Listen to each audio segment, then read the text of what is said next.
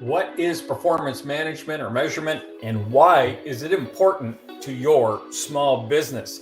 We're going to answer that question today. We have an expert, an associate of mine, someone I respect a ton in this realm, Nelson Quinnell, who's going to answer that question for us. But before we get into that, I wanted to, last week we had a great show where I ranted about is your business ready to implement technology from a people perspective? We got some good feedback on that. So if you want to go back and listen to that episode, you can check out our podcasts on Apple. We're on Spotify. We're on iTunes. I think we're on Google. We're all over the place.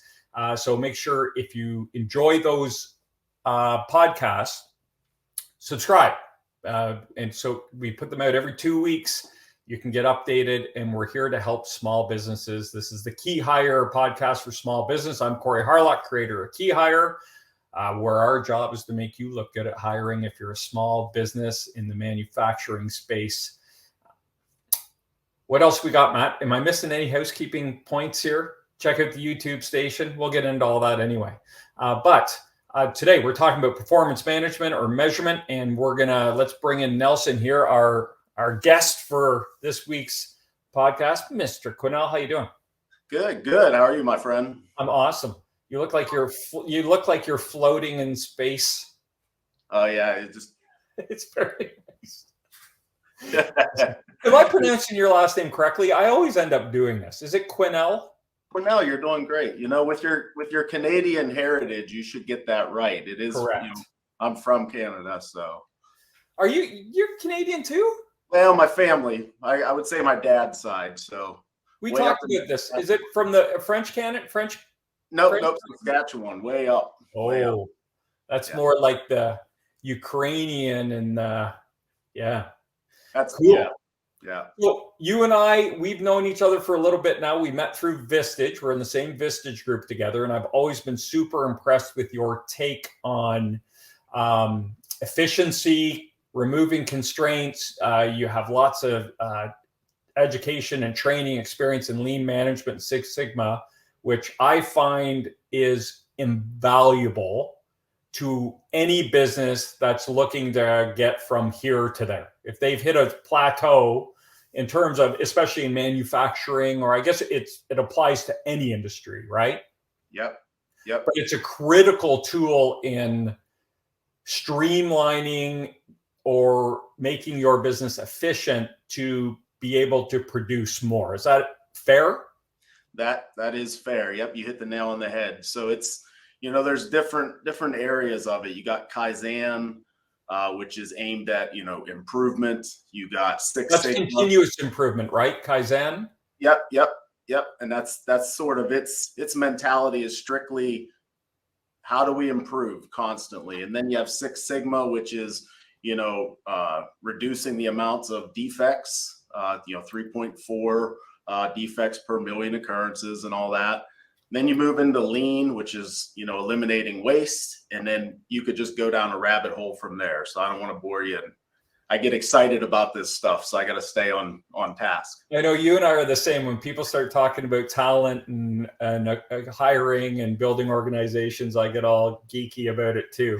Today we wanted to talk about performance measurement. So kind of 30,000 foot view, what is performance measurement and why is it important?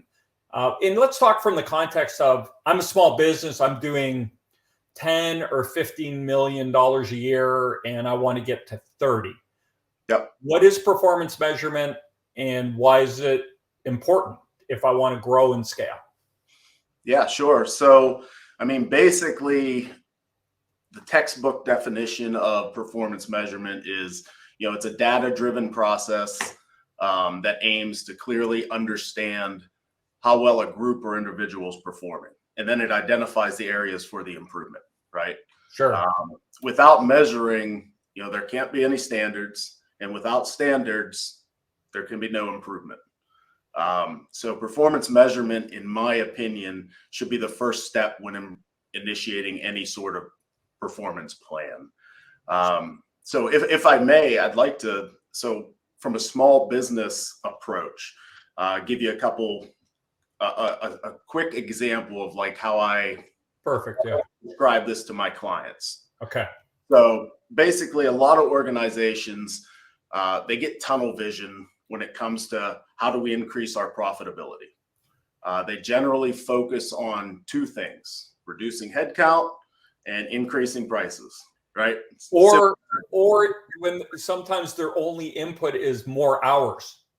Yep. We're overtime. Only input this process, the only way we can produce more is to work more. Yep. Yep. Yeah. Throw hours, throw money at it. But yeah, it's these two things in my experience: reducing headcount, increasing prices. They only upset your employees and they upset your customers, and those are your two most important assets, right, to your business. So I have yet to meet a business owner or leader that doesn't want to improve.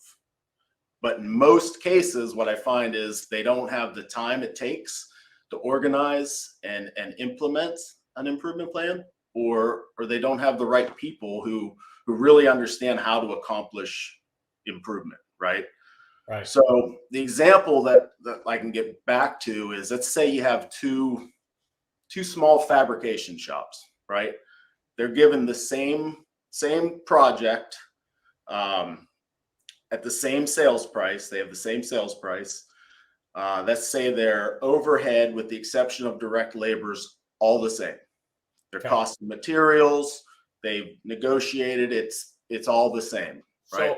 So all things considered, they're equal. They're starting from an equal starting point. Exactly. The only variable is their direct labor. Now, right away, some may argue that, well, the business that pays their employees a higher salary is naturally going to have, lower profit.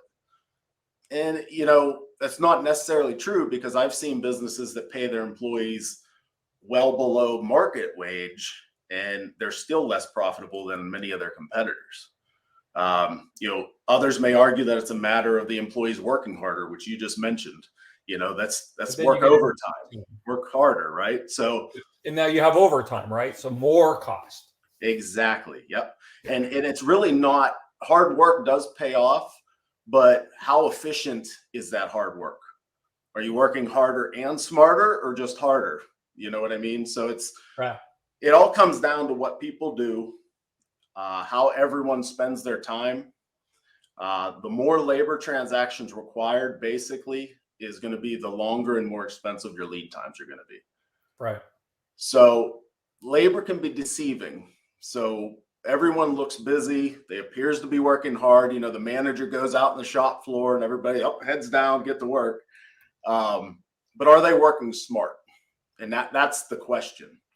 And that's where process improvement comes in, and the performance measurement aspect. So give it maybe some examples of if we're going into a manufacturing production facility that had the ops manager who had been there for 10 years, and when you say, hey, have you ever thought about putting in lean management, and they say, what's that? No. So what if you're starting from that baseline, what would be 2 or 3 obvious metrics that you would want to start measuring? So I would say, when measuring, number one, you want to make a commitment to measuring what's going on in the business. Right. And when it comes to, measuring what matters, you want to measure what matters. So measurements, they're intended to be objectively evaluate the important process steps. So the important process steps, and that can be from beginning of the organization, the top business, to the end. From the time you get a prospective client gives you a quote for a project, right? How long does it take your estimator to process that? To the time that it's being commissioned in the field, how long does it take your engineers to commission that? Every step of the process is important. So I would say, depending upon who I'm talking to, if it's a gentleman out in the shop floor, over the manufacturing processes, number one is, let's pull out that cell phone or that stopwatch and let's start going process to process and doing some time studies. Right. Give you a baseline of each process, right? That's where I would start on the shop floor level anyway. So measuring kind of if this product might move through 10 different stations, you would kind of look at the time it takes at each station to accomplish the task that needs to happen at that station. Yep. Do you remember the old funny video of a bill? Like I'm a constitutional bill, and Yeah. as this little bill, it jumps through. Here's what I do. Yeah. So I tell my clients to picture your product or your service and follow it. I'm your product. This is, I'm following through and live the life of that product from beginning to end. And then you'll see where, wow, why am I doing that? Why am I going over here and then turning around and going back here? It should be a street, a flow in and out.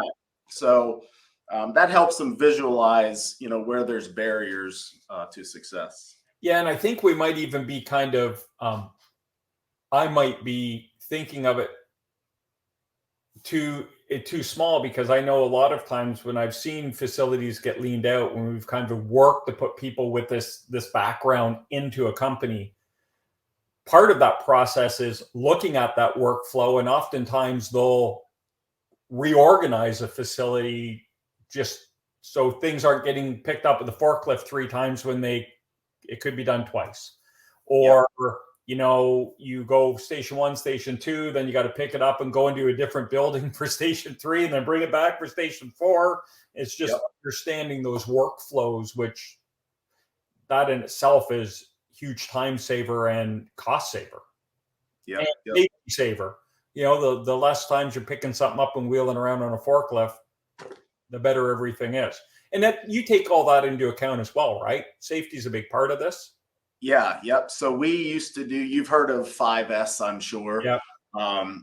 We used to have, in the aerospace industry, when I was working in there, they had it 6S, and they added the 6th S for safety. Yeah. Some people do that. That's right. Yeah. Safety is huge, and everybody by now should know that, but the costs of safety, can make or break organizations. So safety is paramount. And talking about the 5-6S, after I establish a measurement, or I put performance measurement as possibly the first step, often right behind that, when you initiate an improvement plan, especially on a shop floor, 5S, 6S, eliminate that, move stuff around, like you said, standardize, sort, shine, sustain. It's very important to reduce steps. I had the very first memory of doing a sort of a Six Sigma Kaizen lean task. I didn't even know I was doing that. I didn't know what Six Sigma was. I was a junior level manager in a specialty metals place, the company that happened to have a big client pool of people that was in aerospace. So, quality, things like that were very, very important. But anyway, simple little task of eliminating steps from these guys going from a rack to get a piece of material. They were taking 17 steps to and from the rack. And I happened to look, I'm like, well, this is silly. You guys have to do this task day in, day out. 65 times a week they were doing this task, and nobody thought to shorten the distance. So long story short, at the time, I like to call myself, I was a dumb blue collar farm boy from a little town in Western PA, but common sense prevails, and worked with the team. We moved some stuff around, just like you mentioned, and we turned those 17 steps into 2. And believe it or not, something as simple as that saved the company, after we threw dollar values at it and did the math, $18,000 a week. Incredible. And it cost us no money to do it. And did you, in factoring in that, did you factor in like lost time injuries or like back pain that might be suffered from carrying that weight, all those extra steps, and the kind of ergonomics of it, things like that? Absolutely. Ergonomics. You hit the key term on the head. That's definitely got to be in there, and then continuous improvement. You start, the key word being continuous. You start with the low lying fruit, just like that. And then when you circle back to that same task, then it's continuous where, okay, how can I improve it even greater? And another, speaking of ergonomically, how do you engineer? That's when you take in, useful engineering tools of engineering out any ergonomic issues, touching sharp objects, or further, start using maybe AI. That's a big thing right now. But that's there's so many levels to continuous improvement. Well, simple things like workstations, right? Is it if standing or sitting, are they at the right height? Are 5S, are the tools in the right spots? Do you have to reach? Do you have to lean? And the one thing I don't want to give people the perception of is this is what it looks like when you start. We're really talking about once you've been doing it a while and you're fine tuning. I think some people often think that it's this huge undertaking to get started with this. And my experience is people that know what they're doing come in and they start like you see improvements really quickly by taking really simple, like you said, the low-lying fruit, the easy stuff. And it doesn't take a lot of ramp up, and it just kind of starts flowing, and it's much easier if you're open to it. It's much easier to implement and maintain than people think it's going to be. Is that fair? That's absolutely fair. And there's one very important step to being able to get to that level, to be able to see. And it's as simple as go to the Gemba, right? Go to the shop floor. Don't spend, at least 75% of your time, if you're a frontline manager, should be on the shop floor or out in the field where the work is going on. And just by spending the bulk of your time there and observing, you'll come up with these ways. And a lot of times, like you just heard, it won't cost you any money, but can save you a fortune. I think the hardest step for a business owner to take, or a department manager, right? If I'm the director of operations, the hardest step to take is to leave well, that's not the way we do it here, and say, yeah, let's see how we can make this place better. It's the mindset that's the hardest transition in all of this. Yep. It's the culture. So, I like to liken it to, it's almost like, and I might be getting ahead of ourselves here, but some of the biggest mistakes that companies make when they start measuring performance, it's like a marriage. It's a commitment, right? Yes. So I like to think, let's say, so the early stage is, think of it as the first date. Everything is exciting and new, and the new plan is smart and attractive, but you didn't do your research, and the new system now is looking to be high maintenance to get it to do what you want it to do, right? Or the new system seems to just go along with whatever you say and constantly compliments you. So it's, you're getting, you didn't do your legwork in the beginning, but you're blinded by that first date. And then you move to the honeymoon phase, right? So you decide to commit for the long haul. The new system and you are getting along, and you have so many plans for the future. But then one morning, you log on to the system to communicate, and it replies with a nasty error message because you failed to realize that it doesn't function well with all of your other methods of communication, right? So make sure your planning, phase is structured and vetted before saying I do. Basically, before committing, really vet out that program. And then, finally, I like to refer to the final error as the reality error, or error. So this is when the system and you've spent enough time together to know and accept each other's strengths and weaknesses, right? You're never going to have the perfect system for every situation. The system's doing their fair share and contributing to an improved lifestyle. But you never successfully integrated the system with the rest of the family or team. So not everybody's wanting to talk to it. So definitely, just to touch on what you said, is make sure that you include your team or family in vetting, planning, and the implementation process. Everybody has got to accept it. It's got to be a culture change, not just a process change. That's awesome. And one thing you touched on, which I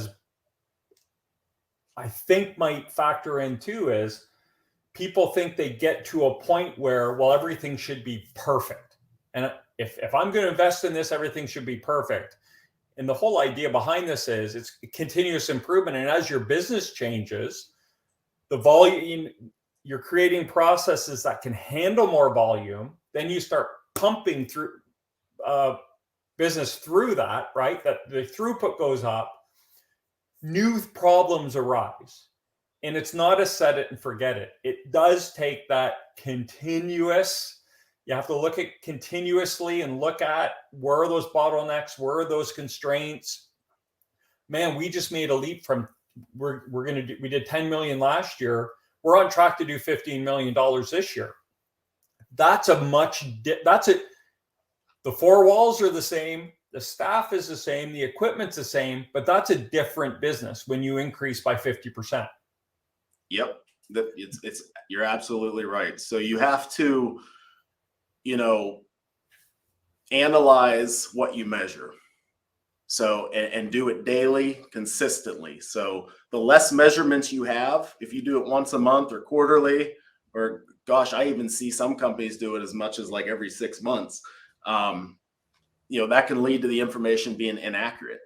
The less information you have, it's basic statistical analysis. So, and then, it's important to analyze what you measure, as I said, but once you have the measurements, you need to constantly be reanalyzing that information.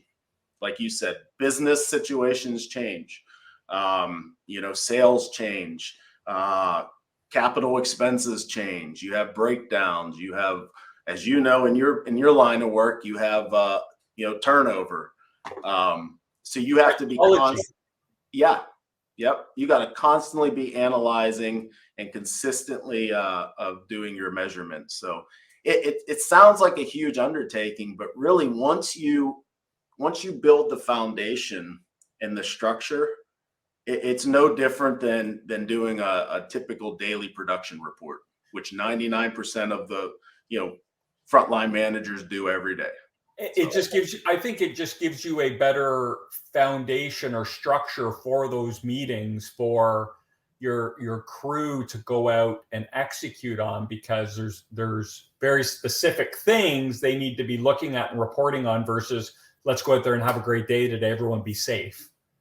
Absolutely. Yep. And it's, everybody's got a competitive nature. I haven't met too many people that aren't competitor in some area. And it gives them, when you establish that baseline from measuring, it gives them that sense of, goals. Well, I can be better. That. Let's get fat. Yeah. Let's shave 2 seconds. Let's whatever. Yep. Go ahead. Well, I was going to say one thing I found, and it's related, but it's a little off topic. But when businesses go from like hand trucks to forklifts, I always say to the business owner, this is a big deal. Because an accident with a hand truck is a lot different than an accident with a forklift. And this is where this is now becomes very serious in terms of all of this that we're talking about. Because you're going to have someone wheeling around in a 1 ton, 2 ton machine with pointy forks on the front. And if you don't have process, procedure, workflows, when you use it, how you use it, why you use it, how it affects the business, all that stuff in place, it's dangerous. And, people go home after someone bumps them with a hand truck. And they don't always go home when they get hit with a forklift. No. And that level of change and seriousness of the inner workings of your business, right? That ebb and flow, to me, is always an indicator of you got to get someone who knows what they're doing around this, not a safety person, right? But someone who can analyze, and even like we talked about, right? That is one of those critical business shifts where the workflow you had when people are carrying material is very different than the workflow of when you're moving it with a forklift. And so do you need to redesign or look at the layout of your operation? Yep. All those things. So to me, that's always been when I really sit a business owner down and say, you need to, this is a huge shift in the business. Yep. Yeah, no, you're absolutely right. You want to max out, I say, each phase. So take it in phases, and max out each phase, the capability of each phase before you move into the next phase. Because, that's what will happen. A lot of people, especially if they have a lot of capital, they're having a good year, sales are up. Oh man, now's the time. Let's throw down, $50,000, $60,000 on that new fork truck, without really examining, okay, did we max out the complete effectiveness of using a hand truck before we move to the next level? How much is that? And if we did, what's that fork truck going to save us? What's the ROI? Because it's risk versus reward, right? You have to Who's going to drive the damn thing? Yep. You got to, and that's where safety comes in, right? You got to have so safety, and my background with process improvement quality, we work very close to each other because it's all standard processes and training, right? You got to come up with, okay, now you got to have a good training plan and a way to get these employees trained and verified on operating a fork truck. So yeah, it moves in phases. It sounds scarier than what it really is. But I agree with you on that, because people are like, Lean Six Sigma, Kaizen. We don't need any of that crazy voodoo in our business, but again, I'm going to support you 100% because I've been a part of hiring VPs of operation and directors of operation specifically to come in with Lean and Six Sigma experience, 5S, to upgrade a facility to prepare them to grow, right? Or they have amazing, their revenues are climbing, their sales are climbing, and they're jammed up in that operation. And after we kind of do our initial diligence, and we're like, you need an operations leader who is versed in Lean Six Sigma, because that's how you're going to be able to handle your facility can handle more, your systems can't. And so this is why that's so important. And then to see how quickly and painlessly the changes are made in the organization is always amazing to me, how fast it happens. It's not 6 months worth of planning and sitting down and having a meeting about how we're going to do this. People that know what they're doing can start making small but meaningful changes pretty quickly. Yeah, almost immediately. Like you said, I have yet to be able to walk, and I've been doing this for nearly 2 decades, but there's people that's been doing it a lot longer than me. And even at my level, I can walk out on almost any shop floor and probably pick out a minimum of 3 areas that can immediately be improved upon at 0 to very little cost. Yeah, on day 1, hour 1, right? Like, I remember I had a client who we hired a VP of Ops to do this, and one of my favorite lines ever, he says to this guy, he says, hey, I'm not expecting you to make a lot of changes fast, but if you could start before lunch, that'd be great. But that week, like I check in on him and he's like, man, you should see what's going on in there. I'm like, wow, it's Yeah. crazy.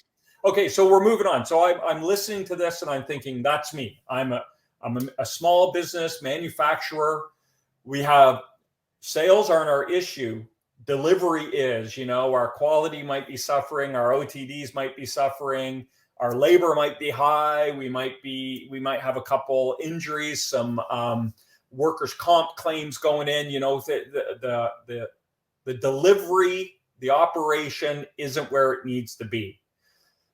What's something other than picking up the phone and calling you, Nelson, and we'll give them a chance to reach out to you. What could I do as a business owner to kind of get started on this, or like dip my toe in the water? Number one, get out on the floor or go to the area where the actual stuff is getting, happening. Observe. Computers are great, software is great, but they're nowhere near as informative of getting out there and actually seeing what's going on with your own eyes. Number two, start measuring. After you observe, start measuring. Pull out, look at your watch, pull out your phone, hit your stopwatch, start timing and getting an idea of, on a piece of paper or in an email or on a report, it's easy to read, oh, our lead time is this, right? But when you go out there and you start actually tracking each step that makes that overall lead time, that's where you can say, oh, okay, well, this shouldn't take this long here. This shouldn't take this long here. And then your end product, once you trim the fat in areas, your overall lead time will be reduced. So get to the floor, start measuring, start time studies, and compile that data, and then present that data to your team. Get your team on board's number three. It's got to be a culture change. You'll never sustain it. And for it to be a culture change, truly takes a leader, not a boss, in my opinion. So in my mind, a boss just, tells you what to do, and a leader shows you how to do it. Right. So if you're going to truly commit to any sort of process improvement, you got to do just that. You got to commit. You got to live it, breathe it, consistently talk about it. And when your employees or your team sees you and how important it is to you and to the business, they tend to get on board pretty quickly there, especially when you include them in the decisions along the way. Hey, what do you guys think? Don't just ram. A lot of these places, I will say, there's some bad Six Sigma guys out there, or lean guys out there, or process improvements, where they'll come and they get in front of a group. And like you said, Six Sigma Kaizen, that might be, foreign language to them. Voodoo, yeah. Yeah. And they're getting in front of this group who don't even know what Six Sigma is. And they're just reading textbook, right out of a textbook to them. Well, here's what we got to do. And they never explain the why. They never give them real life examples. And that's very important. I get more pushback on standardized processes than probably any other area, because a lot of people they've had horrible experience with SOPs or, SJPs, because they look at them as somebody just comes in, or a member of management who doesn't even do my job just writes up this instruction, and this is how I have to do my job now. And that couldn't be further from the truth of what a real standard procedure should be. A standard procedure should be, you have two guys, right? Let's say you have two maintenance mechanics. Chances are one of those maintenance mechanics will do the same task faster and better than the other one. You want to document what that one that does everything faster than better, you want to document how he does it. Get it in there, and that becomes your standard process. Not taking this chunk out of a textbook or reading some engineer studies and throwing that on a piece of paper and say, here's how you got to do your job. You got to actually reflect what they're doing. And then once you do that, you have to consistently improve upon it. Get it in front of the guys, every 3 months, and say, hey, can you review this and tell us, has there been any improvements, or are you guys doing this differently? Have you found a better way? Constant input. So awesome. Cool. All right, Nelson, thank you so much, man. This has been great. I believe in Six Sigma and Lean, and I've seen it help businesses, small businesses especially, kind of get over the hump, and just it helps it increases productivity, it lowers labor, it increases quality, it improves delivery times. There's no downside to it, and my experience has been the input in is far less than what you get out of it. So thank you, man. I appreciate this. So let us know how we can get in touch with you, and give us some highlights about what, if people want to talk to you, what issues that you might be able to solve for them. Yeah, sure. No, thanks for having me on first, Corey. And, it's been a pleasure knowing you since we met in Vistage there. And I look forward to hopefully. I wore my new Rush shirt for you, Nelson. Yeah, I heard the intro music to the podcast, and right away I knew that you had a hand in that classic rock sound. So, but yeah, basically you can see on the screen there, I think apexoperationsgroup.com. That's my website. You can read about us, a little bio of me in there, and all our services that we provide. We provide process improvement services, quality services, whether it be ISO, AS 9100, what have you. We also provide fractional leadership. So, if you're transitioning to hire somebody on board, we can fill that gap. If somebody leaves unexpectedly, we can fill that gap and help you find a successful full-time replacement. But yeah, you can reach me directly at my email, which is nelson@apexoperationsgroup.com, and ask me any questions. Email me day or night. I often like to offer 30-minute free consultations and meet people and help people. Number one, I just really enjoy doing this stuff. So awesome. Well, thank you. I appreciate it, and I'm sure listeners out there who are wondering how to get more out of their operation appreciate this too. Yeah. Well, thanks, Corey. I appreciate having me on. Yeah, we'll see you in a couple of weeks. All right. Sounds good. Thanks, Nelson. Nelson Quinnell, awesome guy. Don't be fooled by his, he's all dressed up to be on the live stream here today, but he's a blue collar guy. He likes to get in there, get his hands dirty. He tells us he's told me lots of stories about working with mining companies and all kinds of cool stuff. So if you like what you heard, make sure you like and subscribe below here, wherever or on whatever service you're listening to us. So if you're watching us on LinkedIn, if you're listening to the podcast, subscribe. We're on Spotify and Apple. Those are our primaries, but we're on Amazon and Google as well. If you're watching this on LinkedIn, make sure you like our page, the Key Hire Solutions LinkedIn page. I messed Matt up. There it is. Follow us on LinkedIn. We post content on that page daily. Some updates for you, some information about what's going on in the market, some different tips and strategies. Check out our YouTube channel. Give us some love there. We're always looking for subscribers on our YouTube channel. But you can see all kinds of cool stuff on YouTube. There's hours of content on there. And of course, if you want to talk about some of the challenges you're facing in terms of growing your company, talent gaps, if you have some constraints in your business, experience gaps, you're thinking about creating a new leadership position in your business. That's a big part of what we do. Schedule a free consultation off the website. We're happy to talk to you about that. No sales, no weirdness, just good, honest help.